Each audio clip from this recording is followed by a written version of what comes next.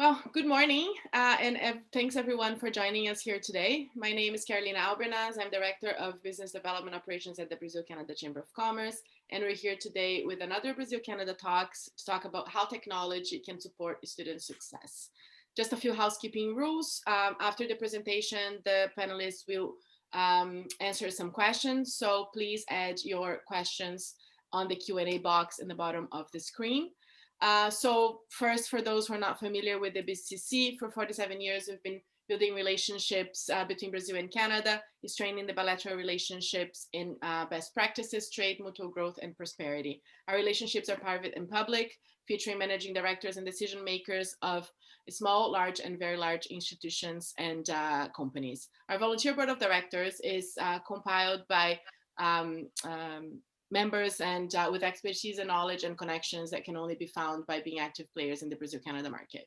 So we're a membership association. We support our members with information networking. If you're interested in learning more about the BCC and how we can help, please do not hesitate to contact me.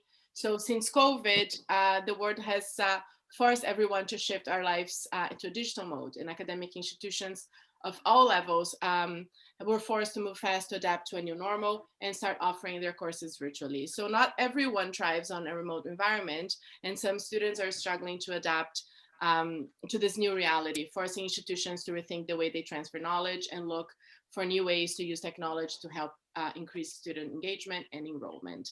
We're here today with Laura Arndt, Program Director at Centennial College, Phyllis Hildebrandt, Academic Director for Brazil at Maple Bear Global Schools, Dr. Malak Attia, business professor at Sheridan College, Rangana Kumar, student at Lambton College, Daren Garcia, founder of JobFill Solutions, Midierson Maia, founder of Preemptor.AI, and Bill Ross from Janus Conferences, our moderator, to better understand how new technologies can act on an early warning and remediation platform to highlight at-risk students and get them to assistance they need promptly. So over to you, Bill. Thank you, Carolina. Good morning. I'm Bill Ross of Janus Conferences.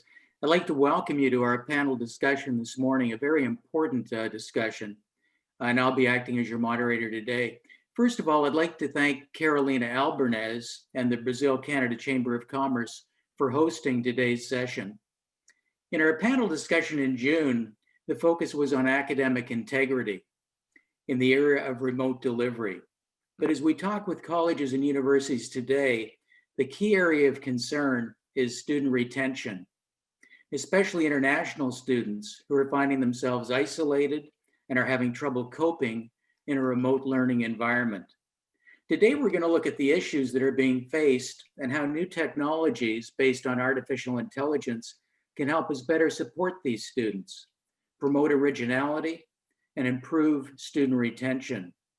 These new technologies are a result of research work that's been done by Preemptor.AI to help students succeed and encourage originality through a merit point system, which is very, very innovative. Preemptor has pilots ongoing now at Centennial College and Maple Bear Global Schools. We're fortunate to have with us today a select panel of top experts in the field to address the key issues affecting student retention at colleges and at the high school level, the implications for international students, and new technologies that are just coming on stream to create new, innovative, creative solutions. I'd now like to introduce our panel for a discussion on helping students succeed in remote delivery. Laura Arndt is the Chair of Indigenous and Access Program Innovation at Centennial College, and is the national mentor with the Jays Care Foundation's James Bay program, and is a member of the Right to Play Canada Advisory Program. She is currently a PhD candidate at Queen's University. Laura has significant experience in human service sector, working with and for Indigenous people and communities. She has led provincial and national initiatives, including Feathers of Hope with and for Indigenous young people, Hair Story with and for Black youth, and We Have Something to Say for people in the disability community. Welcome, Laura.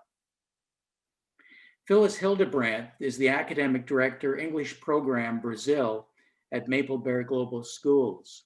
Maple Bear is an international presence in over 20 countries with 450 schools and over 40,000 students.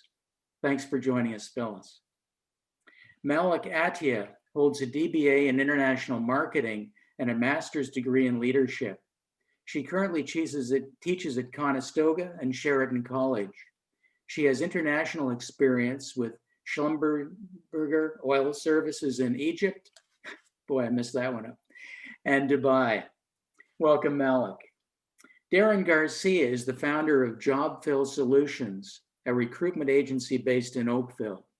Daren has been in the IT industry for over 9 years and uses his technological background and experience to assist companies in recruiting various types of roles. Thanks, Daren.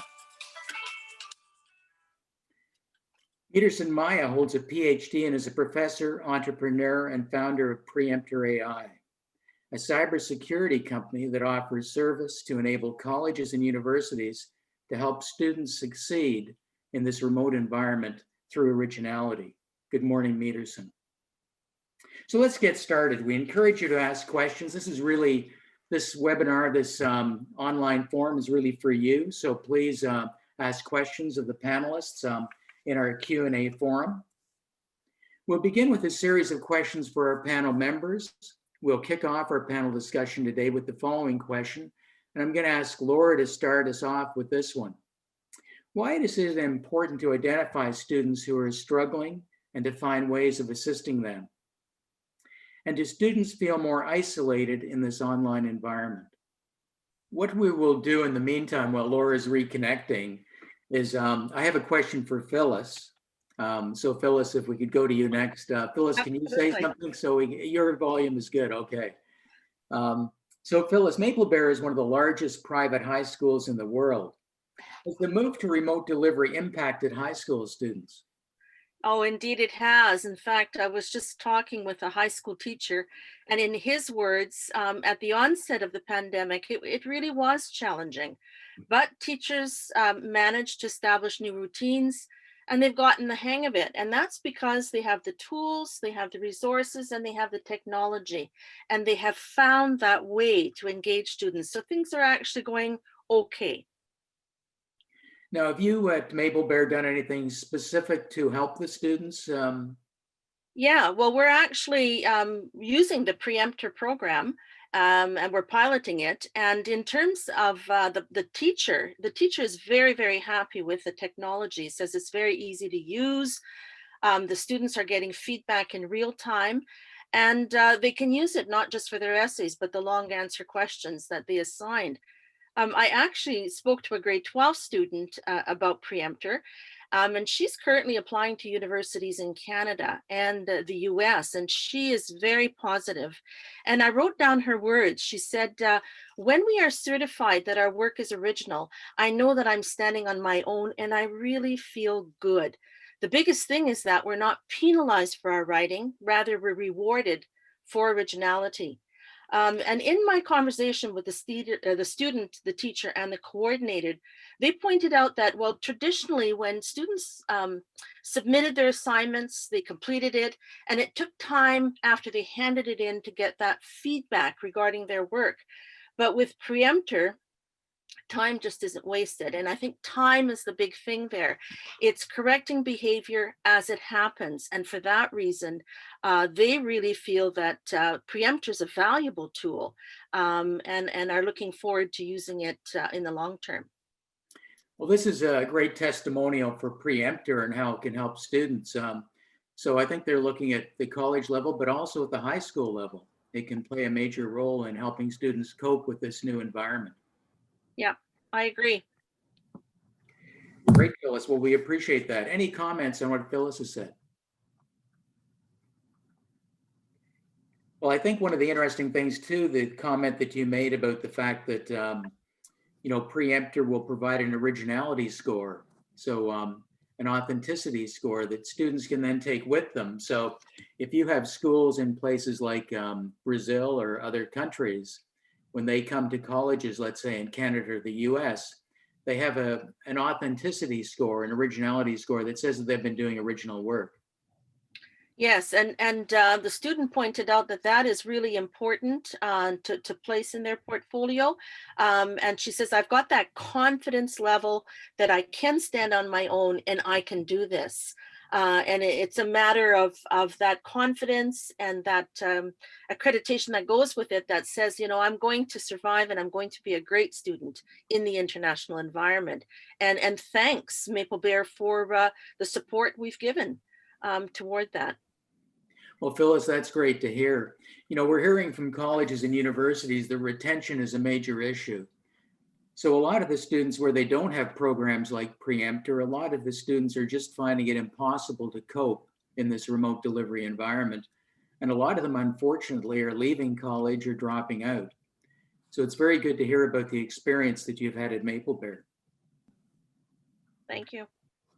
Segueing on to that, you know, it's interesting we talk about the authenticity score and the fact how that can help students when they go to, let's say, colleges in other countries. I guess one of the things I'd like to ask Daren, who's a recruiter, what is the impact for recruiters and employers if it turns out that a candidate's credentials are questionable? And would it be helpful if students came with an authenticity score, an originality score, verifying that they completed original work in college or university? Hey, yep. Hi, everyone. Good morning. Thank you, Bill. Right. Yeah, and you know, falsifying credentials or qualifications is, you know, unfortunately, an uncommon thing that's going on. It's really easy to like find fake credentials online, to kind of falsify stuff on your resume, to add certifications that you never did. So that has been a big issue, and there's problems with that comes along, like for example for employers, if they found out they hired someone to do a job that they haven't been qualified for, that they haven't gotten the credentials for, you know, fortunately that's a big loss for the employer. Most of the time this leads to the employee being terminated, because it is unfortunately it is like a employment fraud. If you're lying about your credentials, you know, if this is not something you've done, this is something that's definitely a red flag for recruiters and employers. You know, it's such a common thing to go online, find like resume templates that you just copy and paste. You know, like some people don't even change, you know, some things on the template, and so the like originality is lost there. Like you just basically copying a template that you found online.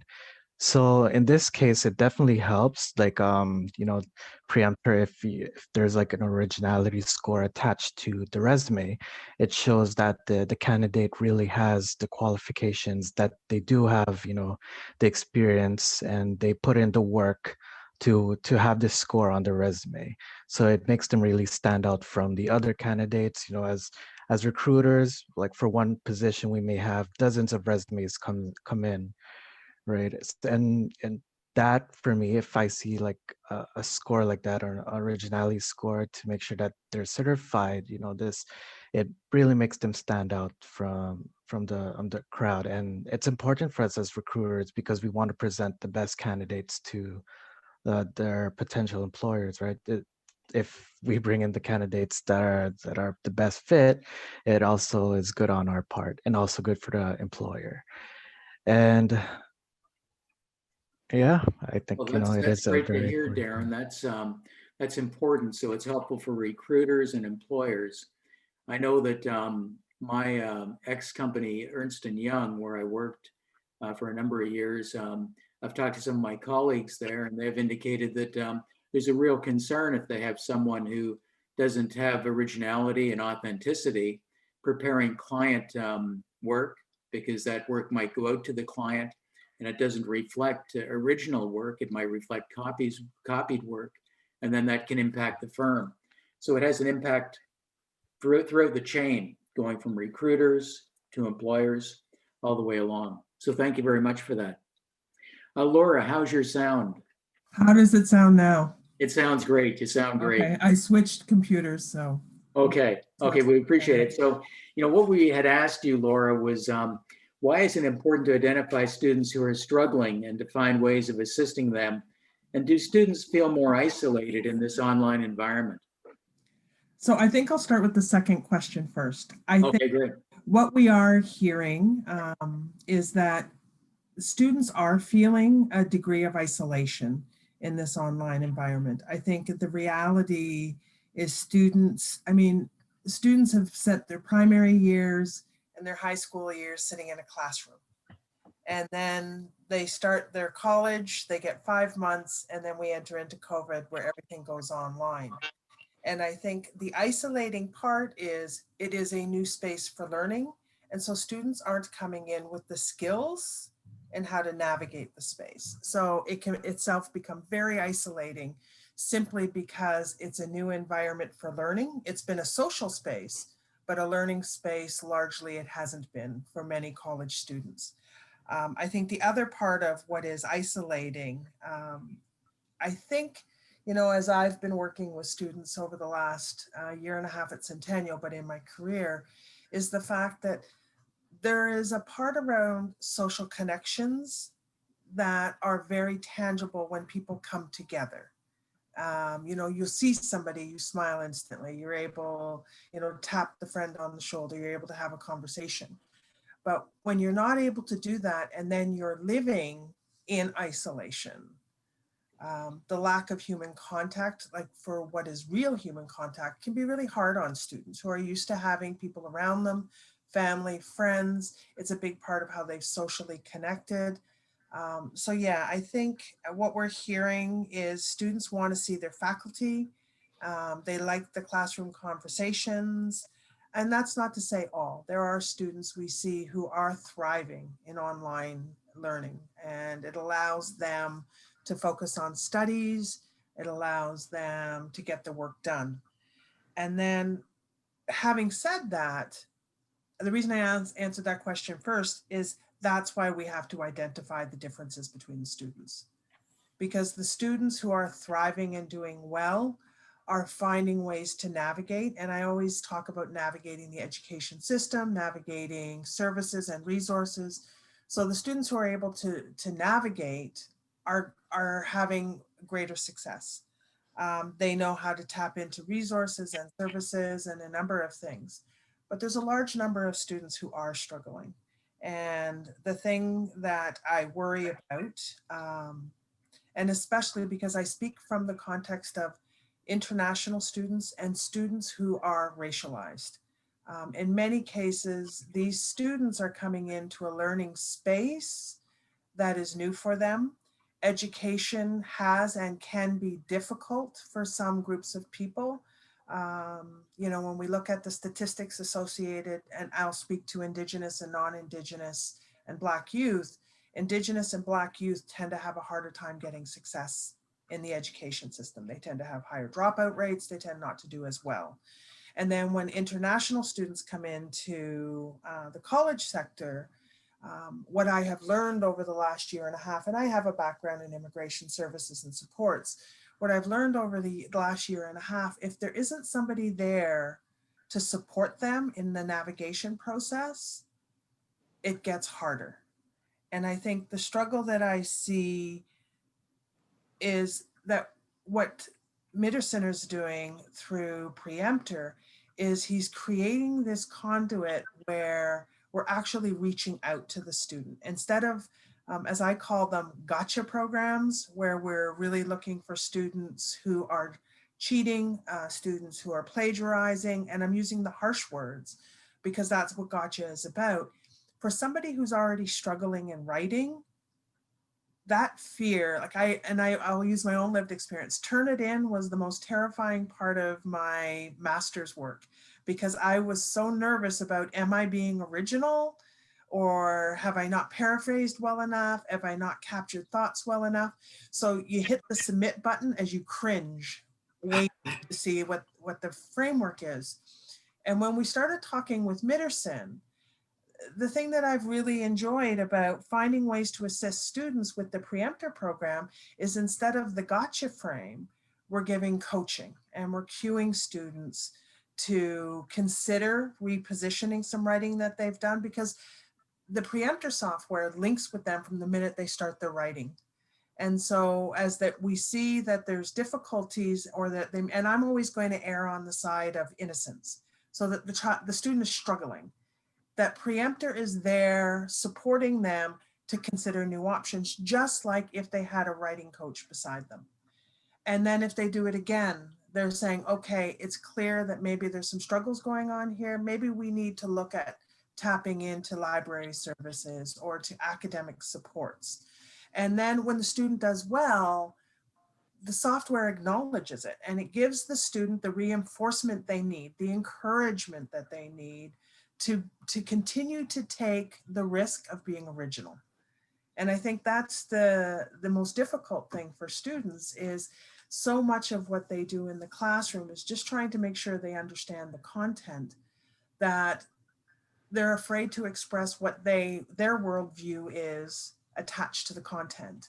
And so they tend to make mistakes because they will think, as an international student, the professor doesn't want to hear anything other than what they're traditionally used to hearing. And Preemptor gives the student the opportunity to really consider their writing. One, reach out for resources, and they can do that directly online from the queues. And in reaching out for the resources, it's not so scary, because you're not going and asking the library or academic services to help you because you're, quote, too dumb, or you're not, English isn't good enough. You're going to them because they're part of this community of support to try and help you get the success you need as a student. The dilemma for me in all of this is that as we move to the online reality of this COVID time, that we are putting increased pressure on students to be self-initiating a lot of things in their lives. And I think the thing that's really nice by the students simply connecting into the Preemptor realities, we're assisting them from the minute they log in. Like, there is a resource and a technology there. The college is there. So the student doesn't have to do as many, I always say, how many clicks till I get help? The student, within one click, they're already in Preemptor, one click, and they are connected to the library. They are connected to services, and there's no gotcha about it. It's the cues are, we want you to be successful. Here are some resources that may help you. And I think in working to understand the students who are struggling, it allows us to better connect them to these kinds of resources. And I think the other thing that's really important, and I don't want to belabor the point, but this software allows us to start helping the student before we see there's even problems. By the student logging into the software, they become part of and I call it the writing community and support community of the college sector. And so the student is taking, I always use the language as an Indigenous person, they become self-determining in their learning. They decided to reach out to Preemptor, and as a result of it, Preemptor will be with them in the journey of the coursework that they're doing.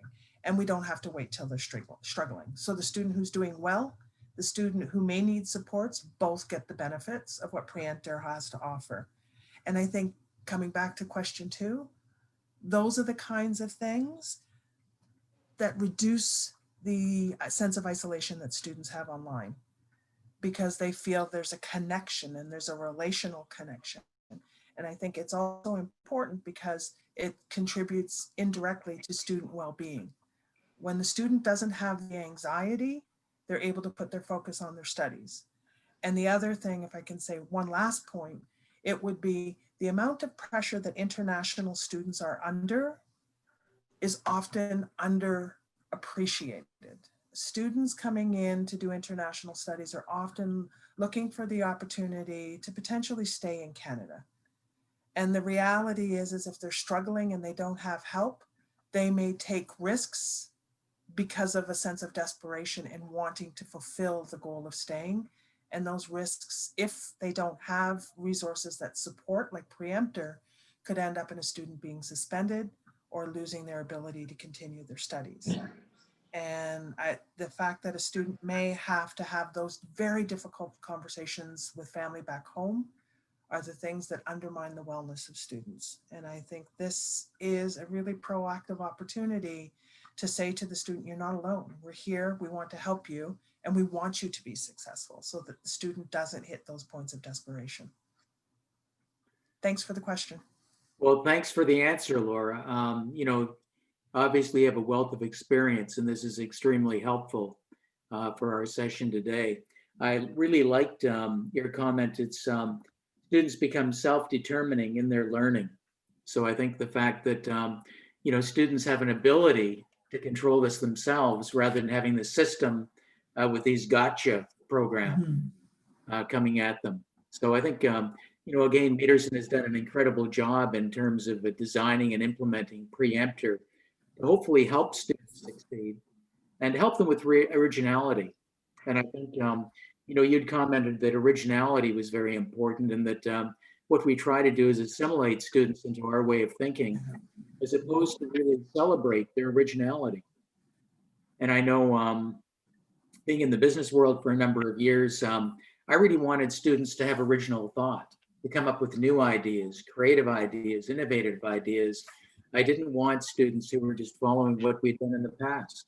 That creates no value. Exactly. But I think what happens in the college environment, I think we smother these students and try to get them to do the way we've always done things in the past and not celebrate their originality. And if I can add to it, I think part of what comes from that conversation is, and I always qualify what I have to say. I'm an Indigenous person who's just been through the journey of truth and reconciliation, murdered and missing Indigenous women and girls, and the conversations of self-determination. And I think the thing that's so centrally important to me in allowing students and supporting and encouraging students to be individuals in this work is the fact that their worldviews matter. And I think when you think and see and perceive the world in ways that are non-traditional Eurocentric approaches to learning, and you come into spaces like the college sector where it's very Eurocentric, we're sitting in classrooms at desks behind behind desks and chairs, and the students, the receptacle, we put information into them. Students come with an unbelievable amount of knowledge and worldviews that shape and influence their way of being in the world, their culture, their language. And when they come into the Eurocentric setting, it can often feel like just the way you exist in the world is under attack. So you shut down because the pressure for assimilation is so great.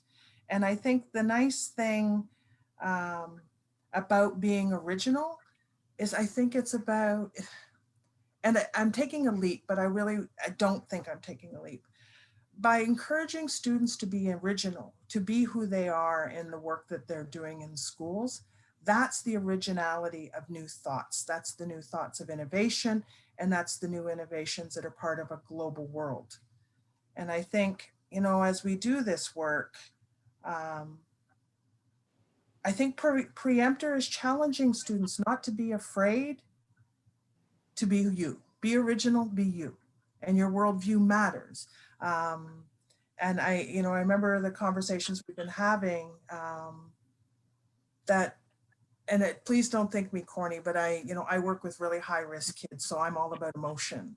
And so the emotional piece of it is that when a software can show a student love by simply supporting and encouraging them to be themselves, I'm excited, because the Eurocentric approach to education isn't about showing students the love of innovation, the love of creativity, and it's about getting the work done versus encouraging support and coaching.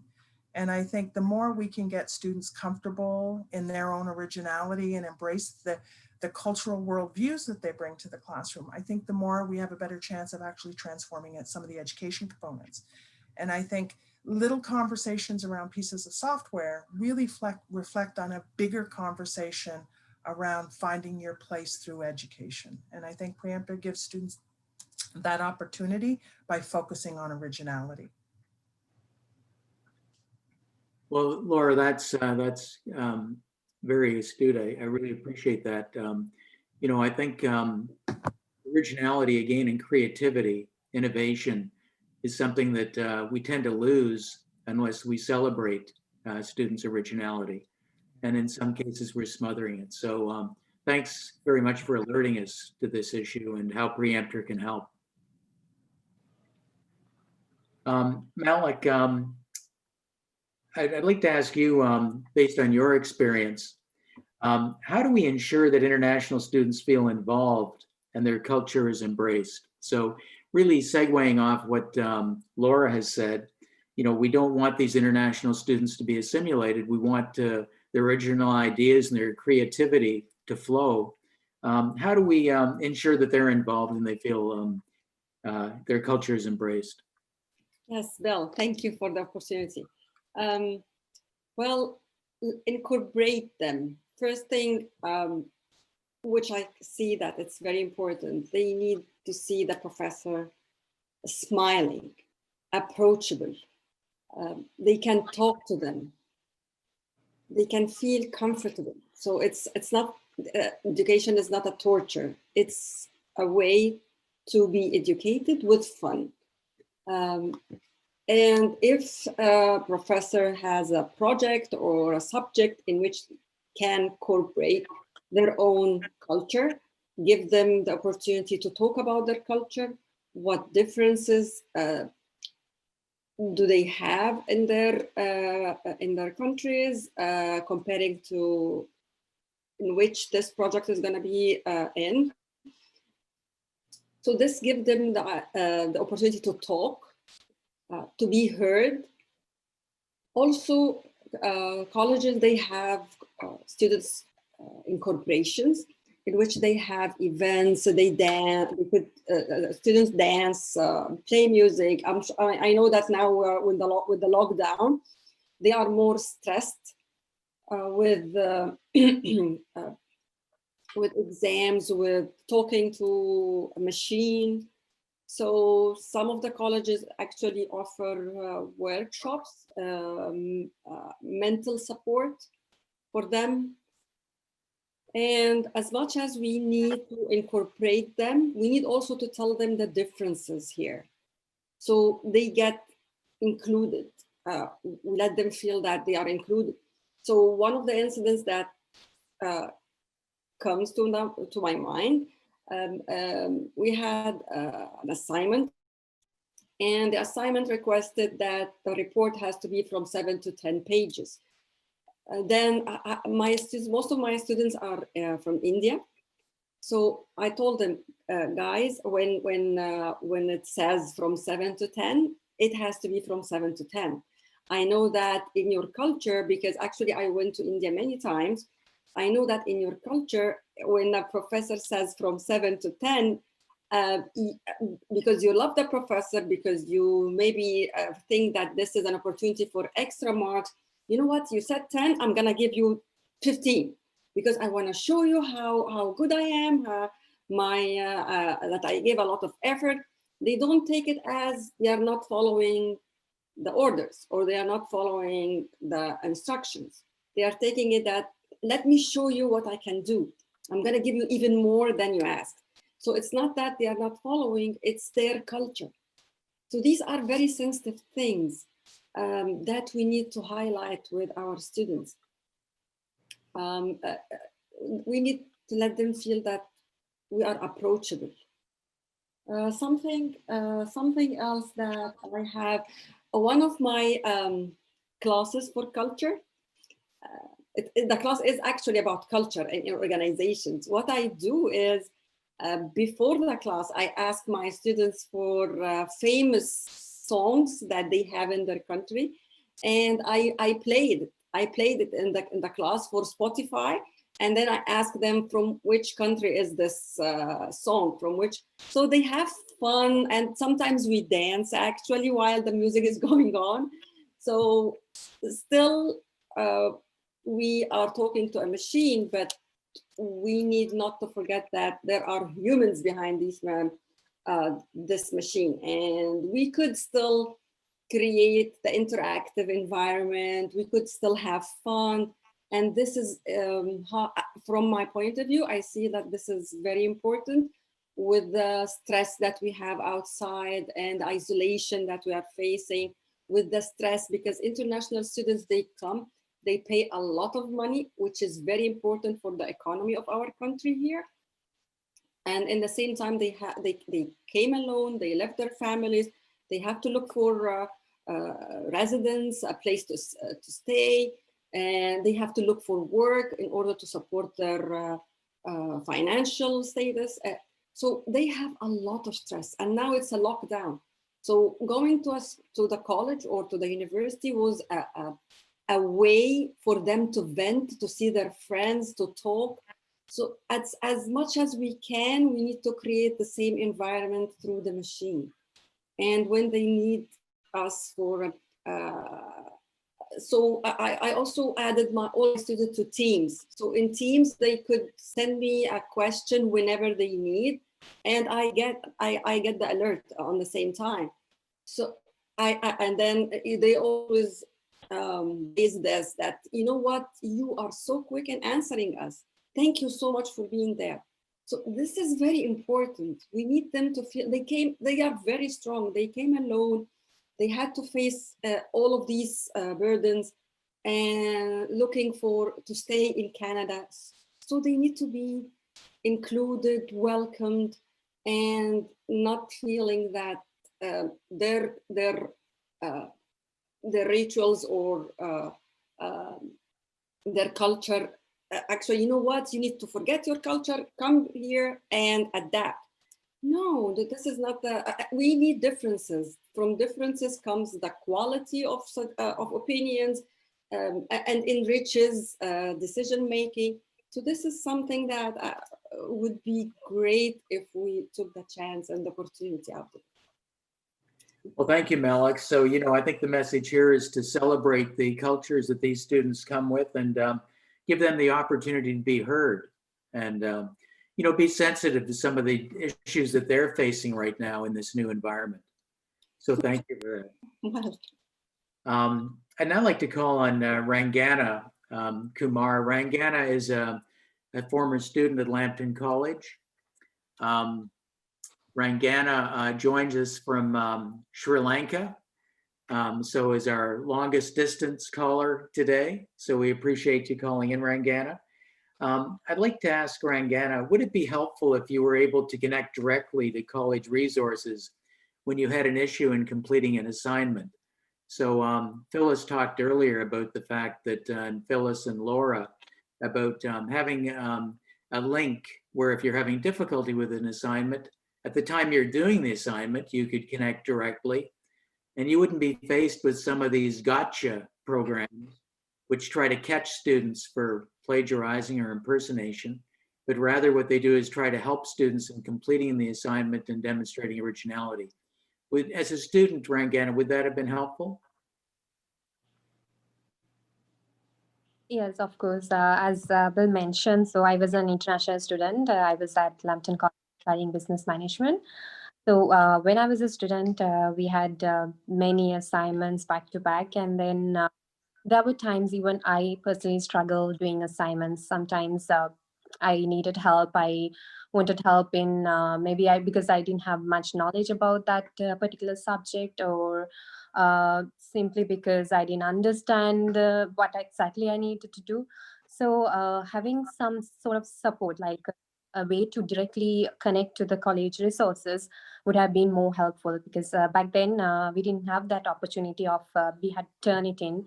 In Turnitin, I think the main focus was to capture the students who are doing plagiarism, who have copied and pasted from someone else's work. So here, I think Preemptor is an amazing tool where it helps the students to and encourages students to. There are plenty of help support available for them, and then help the students to do the assignments.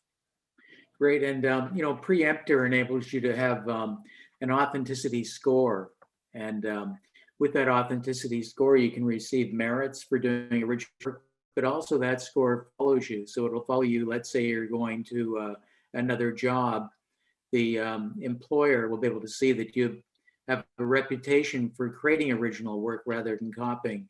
Would that be helpful as a student when you're finishing college? Yes.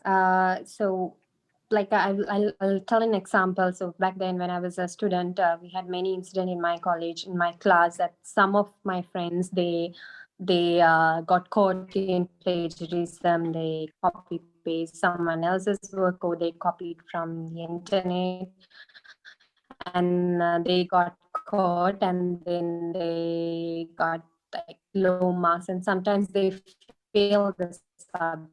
So them to not able to fulfill the whole purpose of coming to Canada. They were not able to complete the studies. So this is mainly about punishing. If they have done something wrong, they punish. So I think rather than punishing or penalizing the students, rewarding them or giving them merits is much more effective. Because as a student, I think that's a way encouraging the student, because that's another way of telling the students you're doing a great job, be original and continue to do more original work.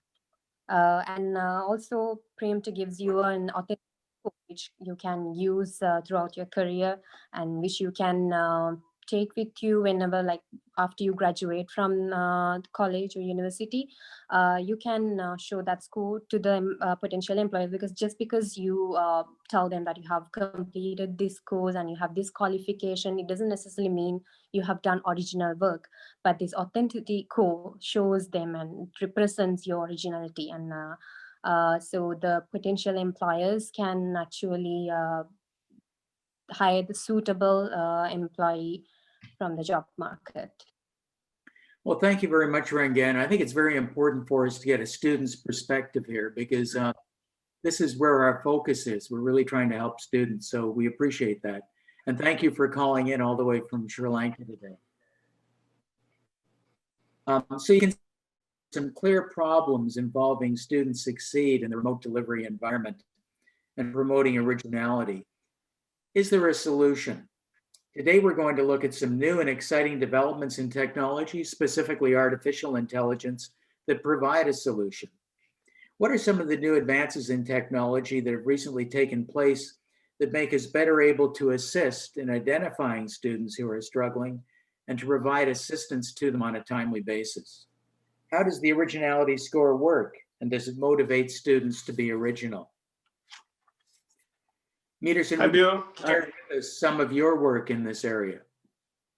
Okay, Bill, thank you very much for the questions, and thank you everyone for this amazing thing about Preemptor I'm hearing today. I'm really glad about it. And I think before answering the questions, Bill, there are two important things to say about Preemptor. The first one is that Preemptor is a company that was created by professors for students, professors, colleges, and universities. So we are putting ourselves on their shoes, and we know how difficult is especially for international students, attend courses and do things here in Canada. So we are really worried about it, and so we are a company that has a purpose. We are not looking for be a unicorn in a short time.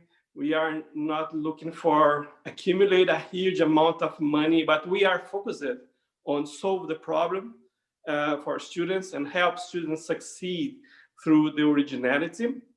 And as Laura said, it is a very innovative because nobody thought about it before. We are the first one that is coming up with a solution that is based on the compensation. We are working to make the students more happy and solve their problem and give them the recognition for the original work. And the second important thing to say is that Preemptor is a startup. And the beauty of the startup is that we are flexible. So we are constantly hearing professors, students, colleges, and universities in adapting our technology to be better, to be a better solution. So the first question you asked me, which kind of technology we are using? So basically, we are using artificial intelligence, and we are using biometrics, behavioral biometrics, like typing cadence. So we use that to identify who is doing the assignment. So basically, students, they need to do the assignments using our platform. And even if a student try to share the credentials, password and login and password with someone else, the people will not get to complete the assignment because Preemptor is based on typing cadence. So you are your own password, you are on your own credentials. So only you can do the assignment. So that is how the originality score works. That is like how we can certify and ensure that who did the assignment is in fact the student. We use those techniques. We not necessarily need to use facial recognition or voice recognition because we know that some systems, they are involving in privacy issues, very sensitive privacy issues. So we are doing a technology that is don't use sensitive data like facial recognition, and voice recognition, not necessarily. We know that some other institutions or other types of institutions, they need like accreditation bodies. There are other types of authentications, but for colleges and high schools, we don't necessarily need to use that to certify that who is doing the test is in fact the students. So that is another way, a very important thing about Preemptor is that Preemptor, as everyone said here, is not a system that was designed to catch the student, but help the students and makes and create a bridge between high schools and universities in other countries outside Canada, and make the students connect with the institutions here in Canada that are already using Preemptor. So the institutions here, when they decided to do the admission process, they can reach out the students that have already a culture of originality. So they can be more competitive in terms of originality. So that is very good for students because they will come to Canada or United States or Europe they will come certified. That is very, very, very good. And the student that get more merits, they will be more. So that is very great things for students because that can boost their career in terms of pursuing an international career. So basically what we are doing is that, but we are totally focused on the student success. And we will do everything we can to help the students succeed. And Laura mentioned about love.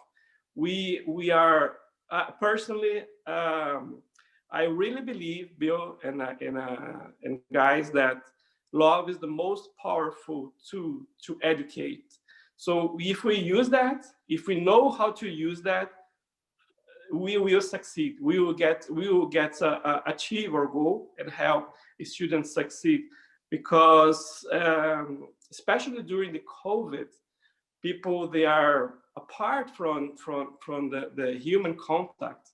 So we need more love. We need more think more about it and create a connection through originality and through the recognition. That is how I believe personally that it could work pretty well. Well, thank you, Midierson, for that. And we really appreciate all the work you're doing. Are there any questions of our panelists. I've got some questions in the Q&A forum. So what I'm going to do now, I'm going to move into Q&A. I have a question here from one of our attendees. How your education institution is obtaining data and information about how students are using your online platform and how to improve their use to eventually grow the retention of students. So I guess the question is, how is the data obtained about how students are using your platform? So this would be, I guess, the Preemptor panel that goes to instructors. Midierson, could you comment on this one? I think this question is for, let me check here. The question is asking for how your education institution is obtaining data. Education institution, I'm trying to ask him here if he's mentioning about Centennial or Sheridan or College as an education institution, or he's mentioning that Preemptor as an education institution. I think it's the college and university. Yeah. So I think maybe as someone else from colleges and university to ask this question. What do you think, Bill? Well, I think it's, you know, if you look at the data that comes off Preemptor, I think what he's saying is, how does the college and university get that data? Okay, sure. I got it. Okay, so basically Preemptor is integrated, can be integrated with colleges and universities, LMS.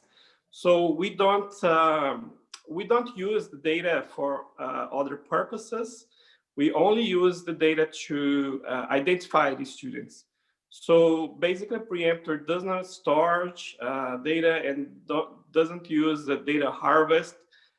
We use only the typing cadence data to identify the students. Okay, does that answer the question from that attendee? Okay, let me read a comment. Here's another comment from another attendee. Thanks for the seminar. I was an international student. It was very difficult.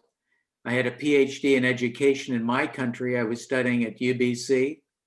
But when I did college in Canada, I was disappointed. I was unhappy how the professors did not prepare their classes, how difficult it was to only read and write without anything creative. Some of them do not, their English was not that good. The college must assist professors and teachers to create interdisciplinary projects. We must solve problems, not copy books. And so I think this is a very good comment, because it's really what you know, Laura was focused on, is that we want to get away from rote learning. We want to get focused on originality and creativity, innovation. These are the things that are going to drive our economy as a country. And so we really need to look at some changes made in terms of the colleges and universities. And I think Preemptor is really a step in helping us get there. Any other questions? Please go to the Q&A if you have any.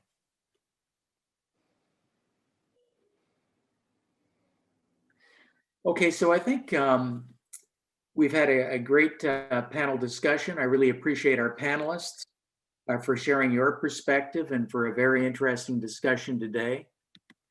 I appreciate those who have attended this webinar. And if there aren't any further questions, we'll adjourn for today. We hope you've enjoyed our session. It was a pleasure having you participate. Look forward to seeing you at a future session. Thank you. Thank you. Thank you, Bill. Thank you, everyone. Thanks, everyone, again, on behalf of the BCCC for joining here today. I'd also like to thank our annual sponsors, Vale, ETC, Export Development Canada, Brookfield Lending Mining, and Cisco Bahia for the support.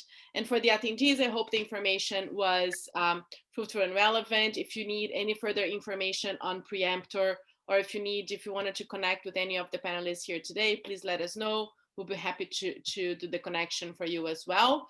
And I hope that everybody stay safe, stay healthy, and stay home, please. We're back in lockdown. So, and I hope to see you all very, very soon. Have a great Tuesday, everyone. Thank you for being here. Thank you, Bill, for the moderation. Thank you all the panelists for all their knowledge and insight. Thank you, Carolina. Thank You you. win. So much. Thank you. Bye, everyone. Bye-bye. Bye, everyone.